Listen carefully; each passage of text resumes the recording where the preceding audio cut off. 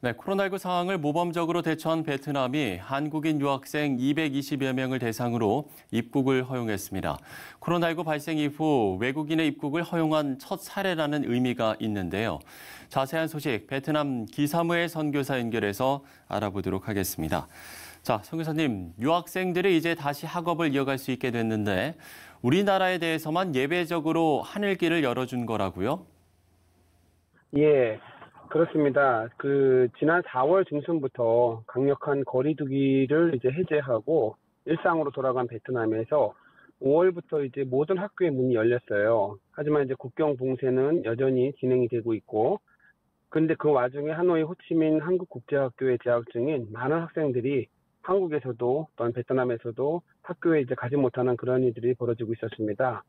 베트남 정부가 이런 유학생들을 위해 이번에 예외적으로 첫 하늘길을 열어준 이제 그러한 이제 과정인데요. 지난 7일 아침 아시아나 특별기 편으로 베트남 학교의 초, 중, 고 재학생들과 학부모 220여 명이 하노이 노이바이 공항으로 입국을 하였습니다.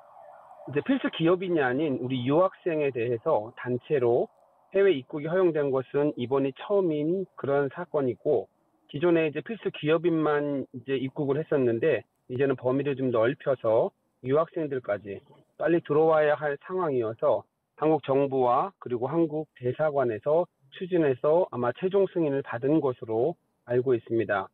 52일째 코로나19 지역사회 감염자가 나오지 않는 방역 모범국으로 손꼽히는 베트남은 사실 고강도 봉쇄 속에서 지난 3월부터 한국 기업인에 대한 예외 입국을 허용했고, 이번에는 처음으로 외국 유학생 중 대한민국, 한국에 대해서만 이제 우호적인 조치를 취해준 내용입니다. 네, 그러면 입국이 허용된 학생들은 현지에서 어떤 조치가 취해집니까? 예, 이들에 대한 자체 격리 조치는 이제 첫 번째로 하노이 시내 여러 호텔과 숙소에서 2주 14일간의 격리 과정을 거치게 됩니다.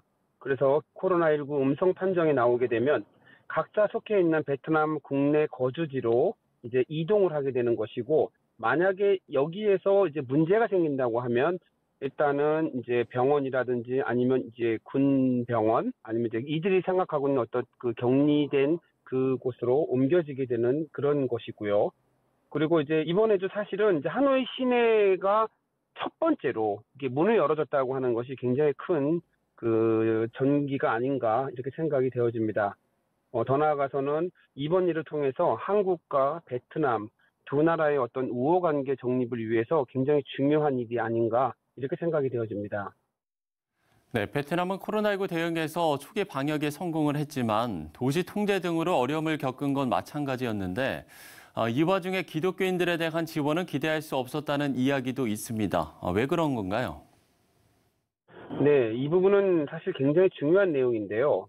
잘 아시겠지만 사회주의 공산국가에서 교회들에게 어떤 재정적인, 물품적인 그런 지원 등은 사실 기대하기 어려운 것이 사실이고요. 고국의 교회들과 마찬가지로 이곳에서도 온라인 예배를 통해서 공적인 예배 생활을 할 수밖에 없었던 그러한 시간들이었습니다. 한동안은 2명 이상 공공장소에서의 만남 자체를 못 가지게 하였기에 한인 교회들이 갖는 어려움은 사실 이루 말할 수 없다는 거 다시 한번 알려드립니다.